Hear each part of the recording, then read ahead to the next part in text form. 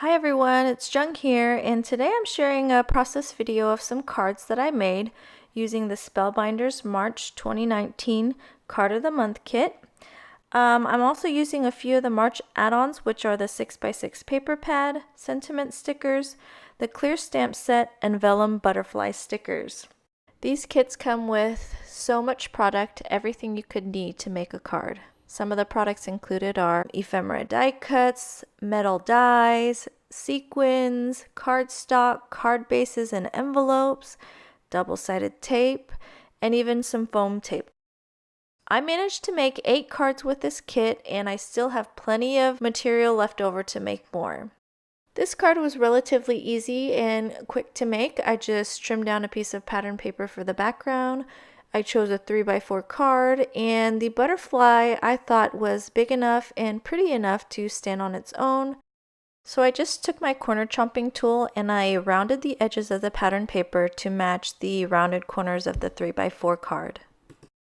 This paper right here is probably one of my favorites from the paper pad. I love the colors, I love the geometric print, and I also love the foiling details. I am going to be using that Just a Note banner from the ephemera pack as my sentiment, and I'm going to take it off camera to my sewing machine and add a little bit of machine stitching. I really love the texture that it adds. I use machine stitching a lot on my scrapbook layout, so I figured why not do it on a card as well. So what you see me using right here is just a piece of craft or fun foam that you can get in the kids craft section, and I like to use it to add dimension without having to waste all the foam squares. So fun foam is one of the things that I pulled from my stash. I really like that they added the double-sided tape in the kits though. I go through a lot of double-sided tape, so it was really convenient to have that little roll. I really love putting butterflies as embellishments on my projects, both card making and scrapbooking. Right here I'm just adding a little foam tape under the wings to give it a little dimension, and I am really happy with how this card came out. Speaking of butterflies, as soon as I saw the vellum butterfly stickers, I knew I had to get them on a card. I really like how the double butterfly layers gives it a really dimensional look, and since they're already sticky, they were so easy to get on the card.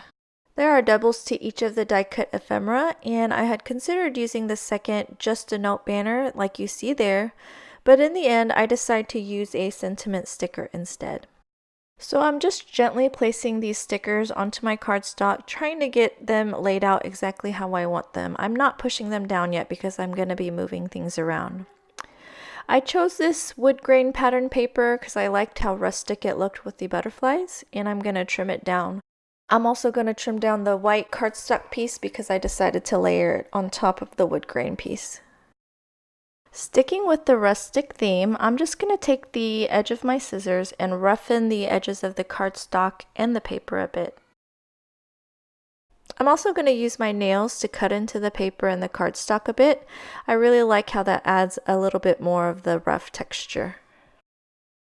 With the exception of the card base and that piece of white cardstock, this card is made with the March add-ons, the vellum butterflies, the 6x6 paper pad, and the sentiment sticker. So I've mentioned this in my other videos before. Even though I want this to look rustic and messy, I still want it to be even. So I'm taking time to make sure that everything's even. And also, if you watch my videos, you know I use a T-square ruler quite a bit. And so I'm using that to try and get the butterflies to line up straight.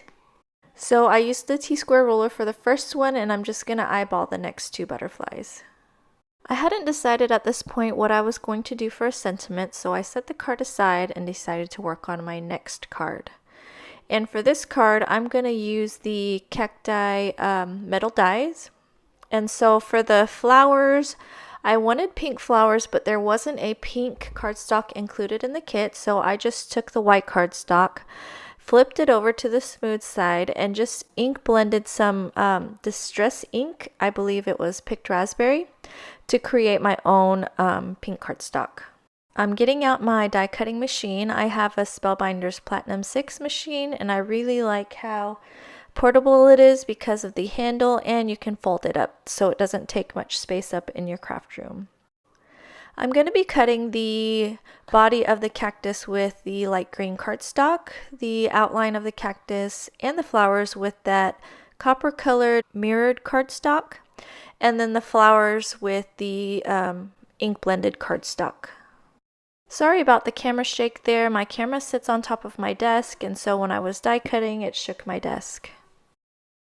Now I'm just going to take my glue. I have a fine liner tip on there and carefully glue the outlines onto the body of the cactus, and I'm going to put a acrylic block on top so it will dry. I like to keep my dies on a thin sheet of magnet paper. And here's a quick look at some of the dies that came with this kit. While the die cuts continue to dry, I decided I wanted to finish up my 3 butterfly card. I decided to use the sentiment stickers, and they're kind of almost a vellum-y, washy kind of texture, and so I knew I also wanted to pop it up with a foam square, so I stuck it to a back of the scrap of pattern paper since it's white. And then I fussy cut it out, and now I'm going to use that foam square to place it right in the middle of the middle butterfly. Okay, so back to my die cuts. Everything is dry now, so I'm just trying to lay it out how I want the card to go. I chose a 3x4 card, and now I'm trying to choose a coordinating background paper, and I decided on this succulent one. I'm going to trim down this piece of pattern paper. You can see my very technical way of marking it with my fingernails. And like the first card, I'm going to use my corner chomping tool to round the corners of this pattern paper so it'll match the 3x4 rounded corners as well. And also like the first card, I'm going to attach the pattern paper to my card base with double-sided tape. And then I'm going to attach the 3x4 card with the fun foam. These 3x4 cards have been great for layering on these cards, but they would be perfect for scrapbooking as well, especially if you do pocket pages, project life. I also want the cactus to be on different layers, so for the bigger piece, I'm going to use the fun foam as well since it's a little bit thinner. And then for the smaller cactus piece and for the flowers, I'm going to use the foam dots that were included in the kits.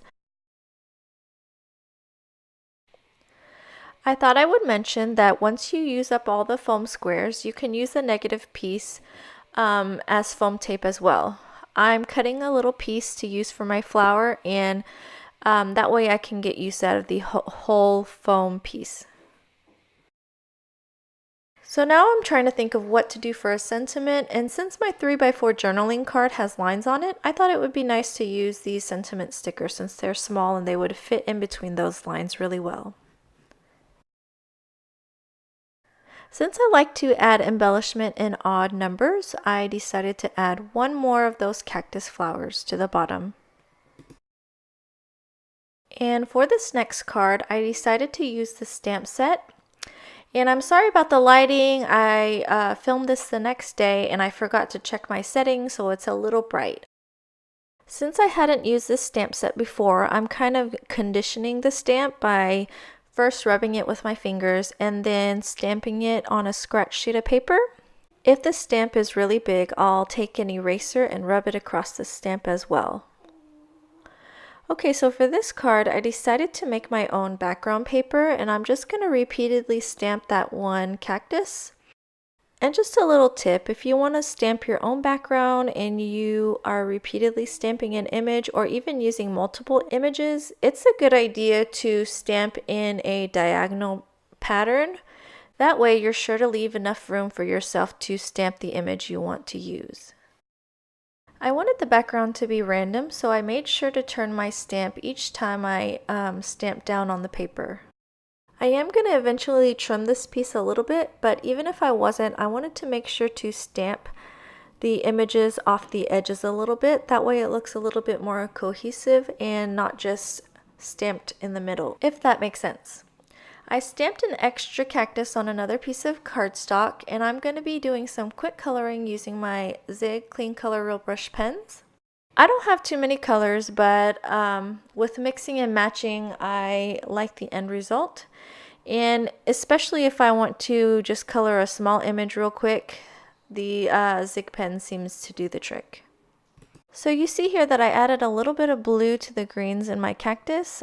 Some of the cactus and succulent pictures that I've seen have a bit of a blue or sometimes even purple tint, so I wanted to emulate that with these colors. So in that little dish I have water, and I'm using a tiny little brush to kind of blend the colors together. I'm just adding a tiny bit of detail back into the image with a brown marker. And since I didn't use very much water, it's pretty much dry, so I am ready to fussy cut the image. And I will admit the flower part took me a little bit of time, but it wasn't too bad. I didn't worry about the spikes sticking out of the side. And once I was done cutting it out, I took a black marker and kind of colored the sides of the cactus. It just gives it a cleaner, more polished look. I'm going to be using one of the stamps for my sentiment, and I decided that I wanted to do a little bit of heat embossing. I thought it would be a nice contrast to the stamped background. So I just got my black cardstock ready with the anti-static powder tool, and then I'm going to take some Versamark ink and stamp my image. I sprinkled some white embossing powder over the stamped image, and once my heat gun is good and hot, I'm going to heat set that white embossing powder. I'm just going to wipe away the excess anti-static powder with a, it's kind of like a Swiffer cloth, and then I'll trim my black sentiment piece. I'm going to get my card base ready. I'm using the black cardstock from the kit, and I'm just going to make it A2 sized. I'm going to trim my stamped piece, and then it's time to piece everything together. First, I'm going to attach the sentiment piece to the stamped image. Since the sentiment piece is rather large, I'm going to be using the fun foam again instead of the foam dots. I want to attach the sentiment piece first because once it's adhered, I can trim off the excess. And of course I had to get out my T-square ruler again to make sure that the sentiment piece is straight. And now I'm just going to attach that piece to the card base, and all I have left to do is attach the colored cactus. And I'm going to use a foam square to give it a little bit of dimension. And to add a little extra sparkle, I'm going to be using the Spectrum Noir Sparkle Glitter Pen. And that's another card done. I will leave photos of all the cards that I made at the end of this video. Thanks for watching. I'll be sure to leave a link to my blog post below. Have a wonderful day. Bye! Bye!